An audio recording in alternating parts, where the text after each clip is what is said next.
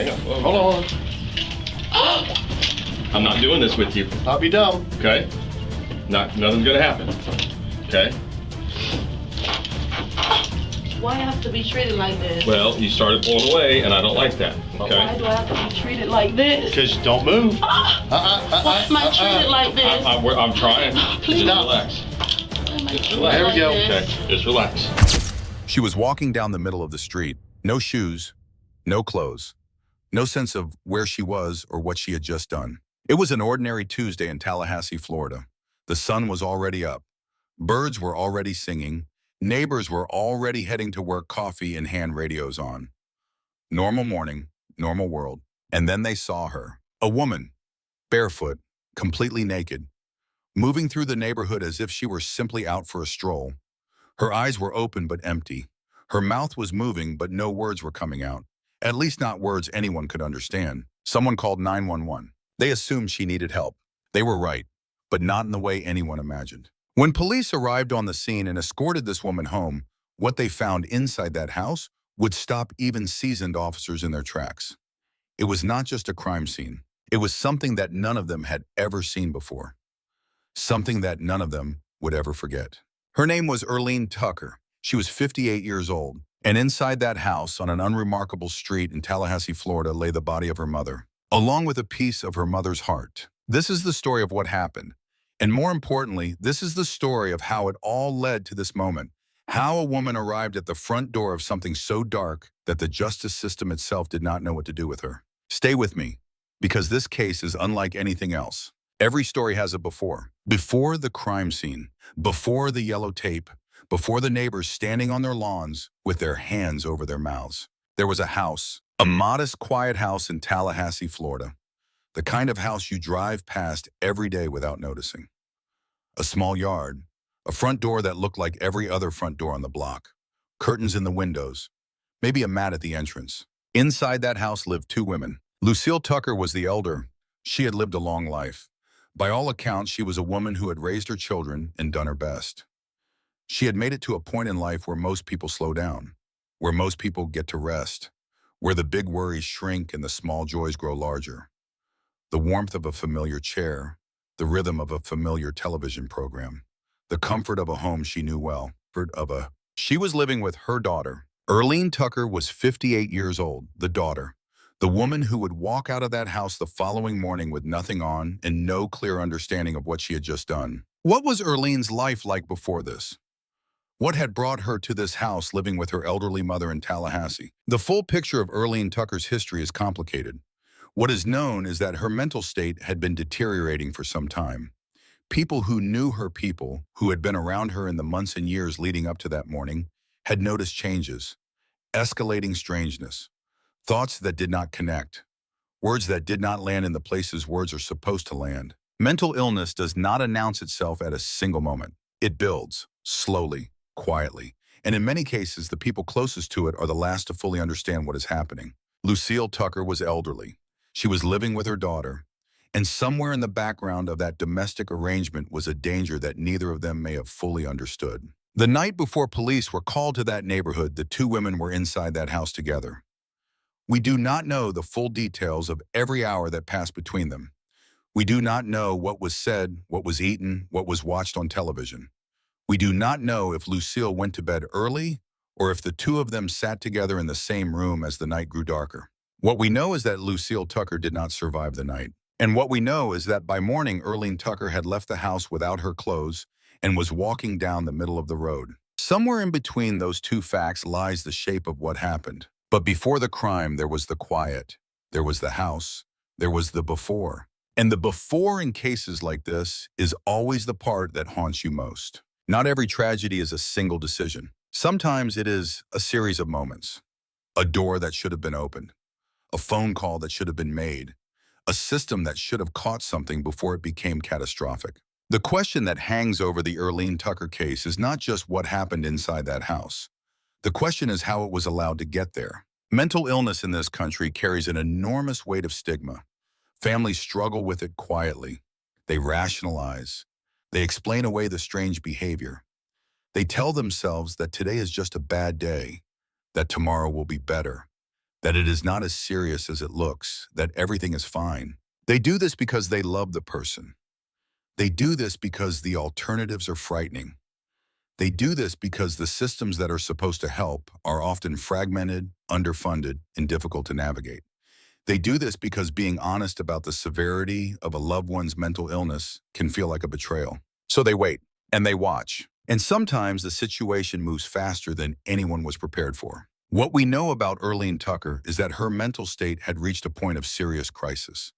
The kind of crisis that required professional intervention. The kind of crisis that cannot be managed at home by a family member without clinical support.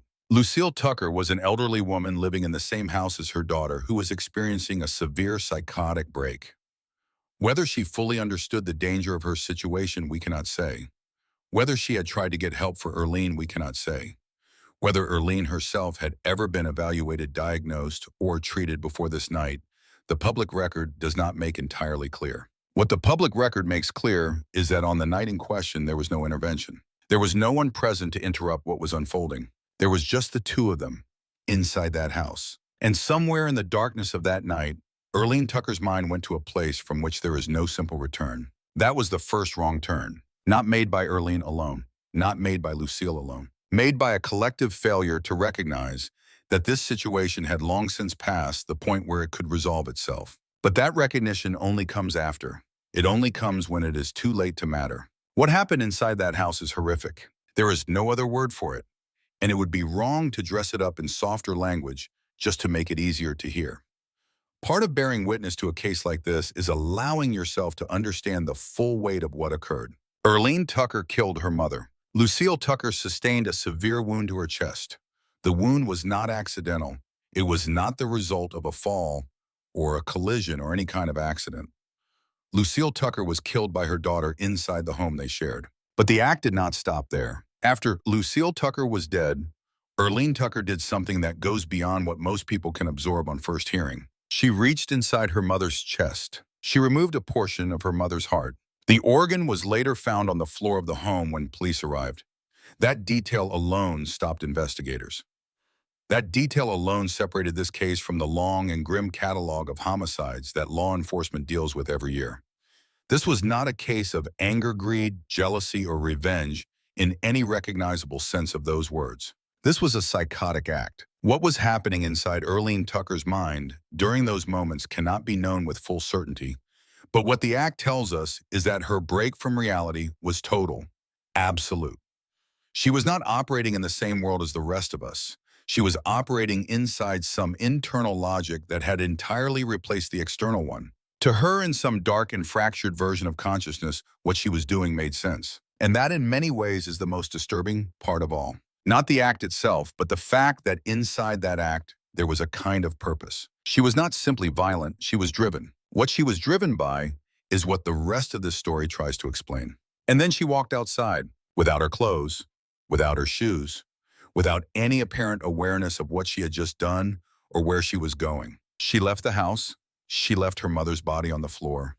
She left the organ that had once been a living part of a living woman, and she simply walked out into the morning. That image is almost impossible to reconcile. Most people who commit violence, even violence driven by severe mental illness, exhibit some kind of immediate aftermath behavior. Panic, flight, concealment, the instinct to hide, to run, to cover what has been done. Earleen Tucker did none of those things. She walked down the street. And in doing so, she created the exact chain of events that would bring law enforcement to her door. A neighbor saw her. The neighbor called 911. Dispatchers sent officers to the scene.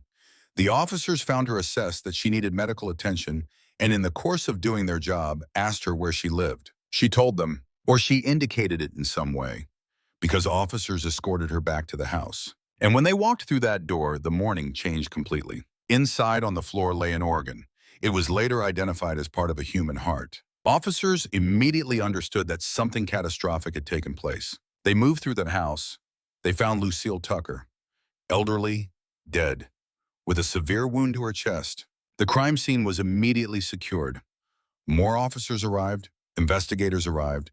Earleen Tucker was taken into custody. There was no struggle. There was no flight. There was no denial. She went with them, quietly, in some way that was almost mechanical. She was wearing whatever someone had managed to put on her in the immediate chaos of the moment, and she was taken in for questioning. What happened in that interrogation room would define the entire course of this case. The interrogation room is where cases are built. It is also occasionally where they are complicated beyond any simple resolution. Police have protocols for these situations. When a suspect is brought in, detectives assess their state. They observe how the person speaks, how they respond to questions, how they carry themselves in the room. These observations matter. They shape the entire approach to the interview. When Earleen Tucker was placed in that interrogation room, it was immediately clear to everyone in that building that they were not dealing with an ordinary situation. She was not calm in the way someone trying to control themselves is calm. She was not agitated in the way someone building a defense is agitated. She was not cooperative in the way an innocent person cooperates, or evasive in the way a guilty person evades. She was somewhere else entirely. She spoke in long, wandering streams that circled back on themselves without arriving anywhere. She made references that did not connect to the questions being asked. She discussed things that had nothing to do with the room she was in or the situation that had brought her there. And sometimes in the middle of all of this, she sang. Not quietly to herself in the way someone hums under stress. She sang, audibly, in the middle of conversations, as if the song was simply the next thing that needed to come out. Officers and detectives are trained to deal with many things. They are trained to deal with liars. They are trained to deal with manipulators. They are trained to deal with people who are frightened, hostile, uncooperative, theatrical. They have tools for all of those situations. But there is no protocol that makes it easy to sit across from someone who has just done what Earleen Tucker did and watch them sing. The dissonance is profound. You are a detective sitting in a room. You know what is in that house. You know what is on that floor. You know what happened to Lucille Tucker. And the woman sitting across from you is humming something. The interrogation continued. Officers continued to ask questions. And in the spaces between the rambling and the singing and the unfocused monologues, Earleen Tucker said things that were deeply significant. She talked about free will. She talked about atomic bombs. She talked about robots. The references seemed random, scattered, symptoms of a mind that had lost its grip on the shared framework that the rest of us use to communicate and navigate the world. But she also talked about her mother. And what she said about her mother would be quoted in every subsequent legal proceeding. She said she killed her mother. Not in the way a person says something they want to confess and be done with. Not in the way someone says something they are ashamed of. Not in the way someone says something they are frightened of. She said it as a fact, matter-of-factly, as if she were reporting the weather or describing what she had eaten for breakfast. She killed her mother. And then because in her mind there was a reason, she explained the reason. She said she took her mother's heart out to examine it. That word, examine. It was not a word that emerged from nowhere. It emerged from a mind that had constructed some kind of internal logic around what it had done. A framework, a justification, not a moral justification in any sense that the outside world could access, but an internal one that made complete sense within the reality she was inhabiting. She had removed her mother's heart to examine it. For what purpose? To check what? To verify what? Earleen Tucker may have offered additional context during the interrogation, but whatever additional context she offered likely arrived embedded in the same stream of disconnected references and free associative leaps that characterized everything else she said in that room. What detectives had on record was a confession, a clear, unambiguous acknowledgement that she had killed her mother and removed a piece of her heart. In a conventional homicide case, a statement like that would be the beginning of the end of the investigation.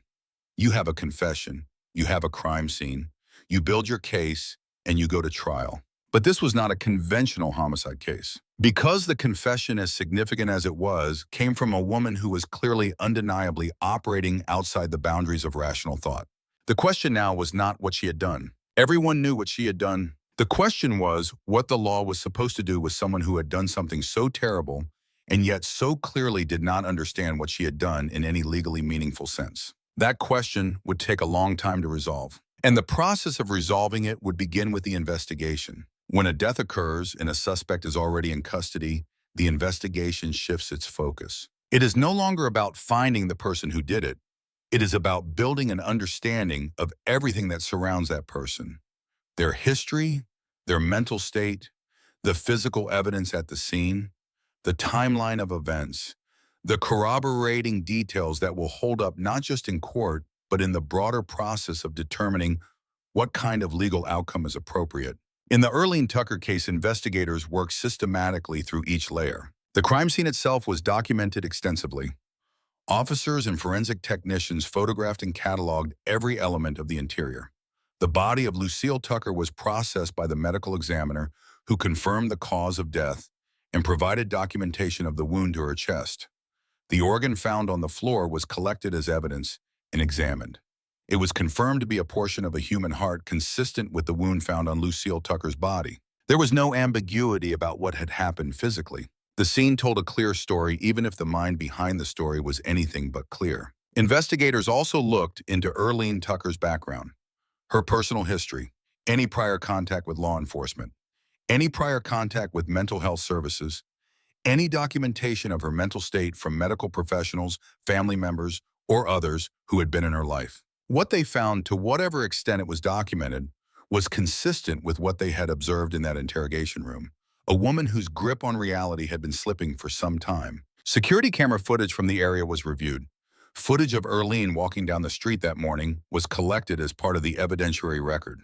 That footage, showing a woman in complete psychological disintegration walking through a residential neighborhood in the early morning hours, became one of the defining visual elements of the case. It was submitted to the court. It was reviewed by mental health professionals. It was not by any stretch the image of a woman who had committed a calculated crime. What the investigation ultimately produced was a complete factual record of a tragedy that did not fit neatly into any of the standard categories that the criminal justice system is built to process. Earleen Tucker had killed her mother. She had confessed. The physical evidence was overwhelming. And yet, the legal question of what to do next would hinge on a concept that sits at the intersection of law, medicine, and philosophy. A concept that courts have wrestled with for centuries: sanity and the absence of it. Earleen Tucker was charged with first-degree murder. That is the most serious homicide charge available under Florida law. First-degree murder carries the weight of full criminal intent. It carries the implication that the person who committed the act did so with premeditation, with full awareness of what they were doing and a deliberate decision to do it. The charge was filed based on what had occurred. A person was dead. Another person had admitted to killing her. But the prosecution of that charge immediately ran into the question that had been present from the moment Earleen Tucker was placed in that interrogation room. Was she legally sane at the time of the act? In Florida, as in most jurisdictions in the United States, a defendant can enter a plea of not guilty by reason of insanity. This plea does not deny that the act occurred. It asserts that the defendant at the time of the act was suffering from such a severe mental disease or defect that they did not understand the nature of what they were doing or could not distinguish right from wrong. This is a high bar, extraordinarily high. Courts are skeptical of insanity pleas. Juries are skeptical of insanity pleas. The legal standard is not simply that a person was mentally ill. Many people who commit crimes are mentally ill. The standard is that the illness was so severe at the precise moment of the act that it eliminated criminal responsibility entirely. In the case of Earleen Tucker, the evidence was not ambiguous. The crime scene was extraordinary in its nature. The behavior she exhibited in the interrogation room was not the behavior of someone managing their presentation. It was not the behavior of someone deploying a strategy. It was the behavior of someone who had completely lost contact with consensus reality. Mental health professionals who evaluated Earleen Tucker reached conclusions that the court accepted. She was found not guilty by reason of insanity. She was not acquitted in the sense of being released. She was not found innocent in any sense that diminished the gravity of what had happened. She was found to be someone who, at the time she killed her mother and removed a portion of her heart, did not have the mental capacity that the law requires for criminal responsibility to attach. She was remanded to a psychiatric facility for treatment. She would not go to prison. She would go to a secure mental health institution. Whether that felt like justice to anyone watching, to anyone who knew Lucille Tucker, is a question each person has to answer for themselves. The court had spoken, but the weight of what happened in that house did not lift with the verdict. This is the part of the case that requires the most careful attention. Because what happened in that interrogation room when Earleen Tucker was sitting across from detectives and speaking in streams of consciousness about free will and atomic bombs and robots is not simply bizarre. It is clinically legible. To someone trained in psychiatric assessment, the behavior Earleen Tucker exhibited follows a recognizable pattern. Psychosis is not madness in the theatrical sense. It is not uncontrollable rage or inexplicable evil. Psychosis is a medical condition. It is a state in which a person's connection to shared reality is fundamentally disrupted. Their thoughts, their perceptions, their understanding of the world around them, all of it operates according to a completely different set of rules than the ones the rest of us share. When Earleen Tucker talked about free will, it was not random. Inside a psychotic framework, abstract concepts like free will can become central organizing ideas. They can become the lens through which everything else is interpreted. Every interaction, every relationship, every action can be understood through this lens, even if the understanding makes no sense from the outside. When she talked about robots, when she talked about atomic bombs, these were not the ravings of someone performing confusion. These were the symptoms of a mind that had built an entirely self-consistent alternative reality, a reality in which these things were connected, in which they explained something, in which they pointed towards some conclusion that only she could see. And when she said she removed her mother's heart to examine it, she was not trying to shock. She was not being provocative. She was describing something that within the internal logic of her psychotic state made complete sense. This is one of the most disturbing aspects of severe psychosis as a phenomenon.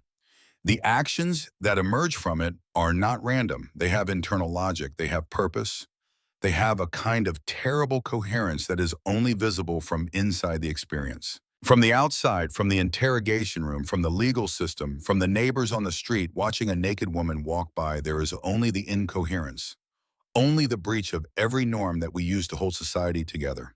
But from inside that mind, it all made sense. The singing is also significant. People in the grip of severe psychosis sometimes experience something like emotional dysregulation that goes far beyond simple mood swings. Their internal emotional state can become completely decoupled from the external situation they are in. They may laugh at a funeral. They may weep at a comedy. They may sing in an interrogation room where a detective is asking them about their dead mother. It is not callousness. It is not performance. It is the symptom of a mind in which the normal coupling between context and emotional response has been severed. Earleen Tucker, sitting in that room, singing, talking about robots, talking about atomic bombs, was not trying to get away with anything. She was not playing a character.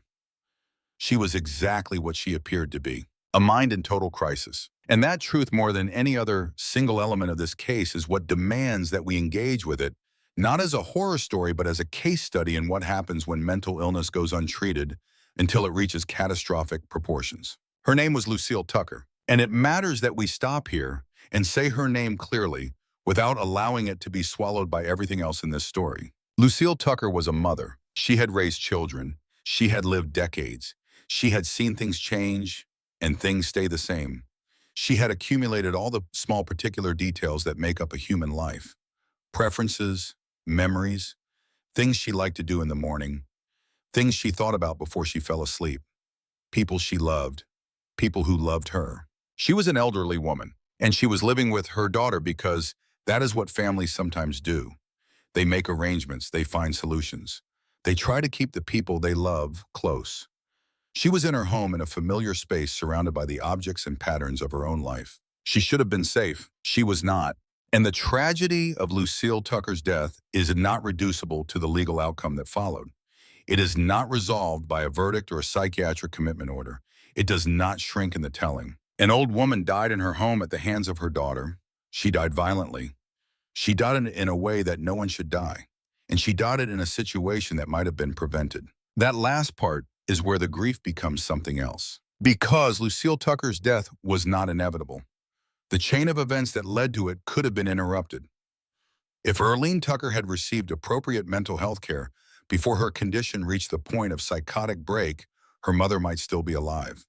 If the systems in place to identify and support people with severe mental illness had functioned the way they are supposed to function, Lucille Tucker might have had more years, more mornings, more familiar routines, more time. Instead, she was found on the floor of her own home by the officers who came looking for the woman who had been walking down the street. Lucille Tucker deserves to be remembered as more than a victim in someone else's story. She was a person, whole and complicated and real, And her death demands something from us beyond shock.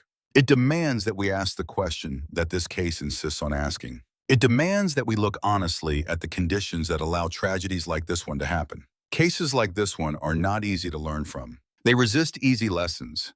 They resist the kind of reassuring conclusions that wrap a story up cleanly and send the audience home feeling like they understand something. But there are things here that can and should be said out loud. The first is about mental illness and the way we talk about it, or more often the way we do not. Earleen Tucker's mental state did not develop overnight. Psychosis of the severity she exhibited on that morning, the kind that leads a person to commit an act of that nature, and then walk calmly out of the house and down the street, does not arrive suddenly. It builds. Over weeks, over months, over years.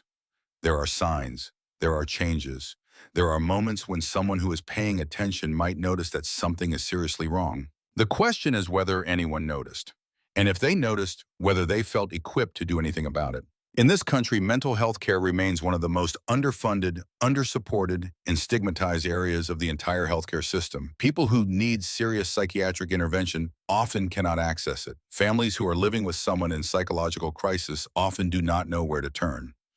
The gap between recognizing that someone needs help and actually being able to get them that help is enormous. And in that gap, people fall. Sometimes they fall in ways that hurt only themselves. And sometimes in cases like this one, they fall in ways that destroy other lives along with their own. The second lesson is about older adults who are living with family members in compromised situations.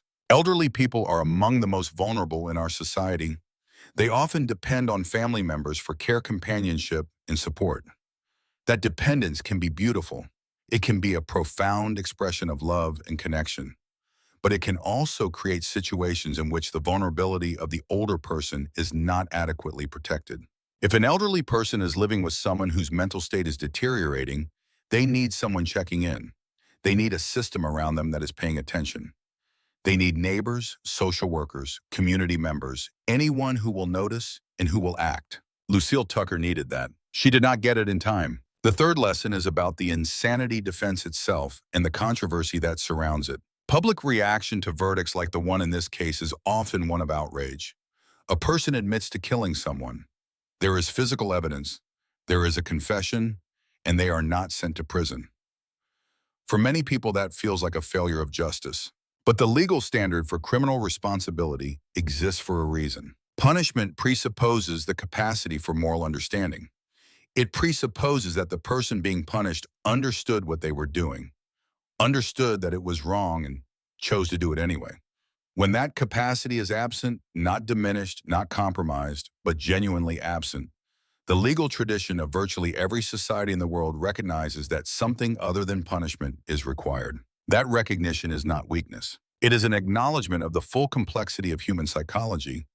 It is a refusal to pretend that all actions emerge from the same kind of agency. The debate about where exactly to draw those lines is legitimate and ongoing. But the basic principle that a mind in total psychotic break is a different category than a calculating criminal mind is sound. What is not sound is the system that allowed Earleen Tucker's condition to progress to the point where it became catastrophically dangerous without intervention. That is where the real failure lives, not in the verdict, in everything that came before it. There is a street in Tallahassee, Florida. It looks like most streets in most cities in this country. Houses with yards, curbs, trees, the ordinary visual grammar of American residential life. And somewhere on that street, there was a morning. A morning when a woman walked out of a house in distress and moved down the road as if she had nowhere in particular to go and nothing in particular to carry. She had everything in the world to carry. She did not know it. And that in the end is the image that stays with you from this case. Not the crime scene, not the interrogation room, not the legal proceedings. It is the image of that woman walking, moving through the world in pieces, broken in ways that the people around her had not found a way to address in time, walking away from something catastrophic with no awareness of what she was walking away from. There is no clean ending to this story. Lucille Tucker is gone. Earleen Tucker is in a secure psychiatric facility being treated for a condition that should have been treated long before it reached this point. A family has been shattered. A community was shaken. A case file sits in a courthouse with a verdict that satisfied no one fully. What do you do with that? The honest answer is that you sit with the discomfort. You resist the urge to turn it into something simple.